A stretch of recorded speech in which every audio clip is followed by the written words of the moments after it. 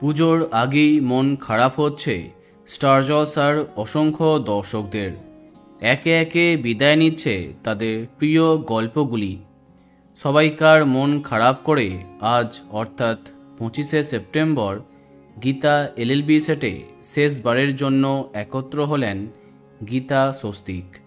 2023-এর November মাসে আরম্ভ হয়েছিল ব্লুজ প্রোডাকশনের এই ধারাবাহিকটি। অনেকবার বেঙ্গল টপার হতেও দেখা গিয়েছে, কিন্তু তারপরে আস্তে আস্তে পিছিয়ে পড়ে গীতা এলএলবি। শক্তিশালী প্রতিপক্ষের আগমনে পাকাপাকিভাবে 6:30টার স্লটটাও হারিয়ে বসে।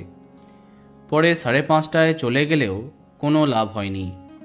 ধারাবাহিকটি জনপ্রিয় হলেও গীতা স্বস্তিক জুটি তেমন জনপ্রিয়তা পায়নি। অবশেষে আজ 2-এর ঘরে টিআরপি দিয়ে নিজের যাত্রা শেষ করছে গীতা এলএলবি।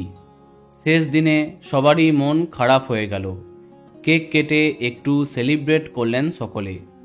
তোমরা দেখতেই পাচ্ছ শেষ কিছু মুহূর্ত।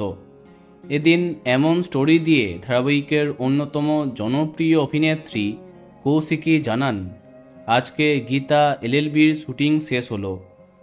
Missing you Geeta LLB team. সত্যি মন খারাপ হলো অসংখ্য দর্শকের। এক সময়কার টপার ধারাবাহিক এইভাবে শেষ হবে কেউ ভাবেনি। বিদায় নিল গীতা এলএলবি, বিদায় নিল গীতা স্বস্তিক। তো বন্ধুরা, কে কে মিস করবে কমেন্টে জানাতে পারো। আর এই রকমই আরও অনেক ভিডিও পেতে সাবস্ক্রাইব কারেন্ট পজ। ধন্যবাদ।